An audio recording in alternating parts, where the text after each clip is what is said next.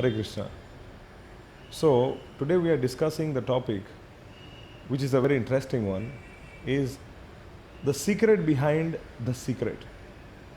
So there was a book named The Secret, which came out a couple of years back, and it became an instant bestseller.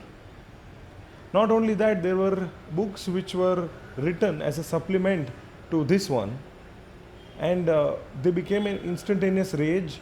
Not only that, there was also a movie which was produced based on the philosophy of this book. And we saw that a lot of younger generation, a lot of youth were inspired to read and implement the philosophy mentioned in this book. What does The Secret say? The Secret talks about the law of attraction. It says that if someone desires something strongly enough, then the whole universe conspires in such a way that he will be able to achieve the object. Now, it says the advertisement was made saying, achieve whatever you want, fulfill all your desires. Nobody can stop you from achieving what you want. This is what The Secret said. So that is what The Secret was. The Secret, the name implied, get whatever you want. And nobody has told you this before. So their philosophy was, when you desire something so strongly enough and you memorize it, you write it down, keep on thinking as if you are rich. Keep on acting as if everything is coming to you. For example, if a person wants to become a millionaire, what he's supposed to do? Think as if you're already a millionaire. Right? Start acting as if you're signing checks in the millions. And talk to everyone as if it's going to happen soon. Means make belief that it's going to happen. Now, what happened because of this, it seems so glamorous and so desire fulfilling that so many people were caught by storm. And they really thought this works. And they implemented it as well. But most of them, what they really got was frustration and non-fulfillment of their desires. So what is it that is missing? From the Bhagavad Gita, we actually understand a deeper philosophical viewpoint. It is not only that by desiring one may achieve whatever he wants to. If desire is the only criteria or factor for everything coming in your life, then the laborer on the street is working harder and desiring harder to become a millionaire than the millionaire himself. There are so many people who are poor or below poverty line in the lower class who certainly would want money, and they think about money throughout the day, throughout all the time. And they desire it also.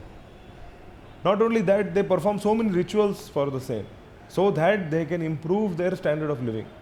But it so happens that it does not improve. The question is why? The answer is, there is one more factor which is not considered in this book. That factor is known as karma. Karma or destiny of the individual also has a strong say in whatever happens in his life. In fact, we understand that whatever material happiness and distress is destined in our life, it has to come anyways, because it is ascertained as per what we have done previously. Meaning, by the actions that we have undertaken in previous lives and maybe before previously in this very life, it determines what is going to happen in the future. Just by simply desiring, that is not enough. Now, this aspect is not taken into consideration by the author of this book, The Secret.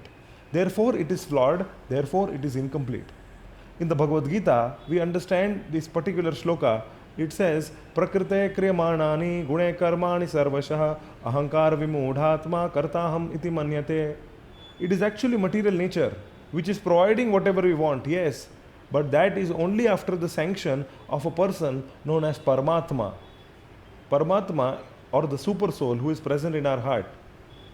So when we desire, or when the soul desires, the Paramatma immediately checks whether that desire is within the purview of the individual's karma or not.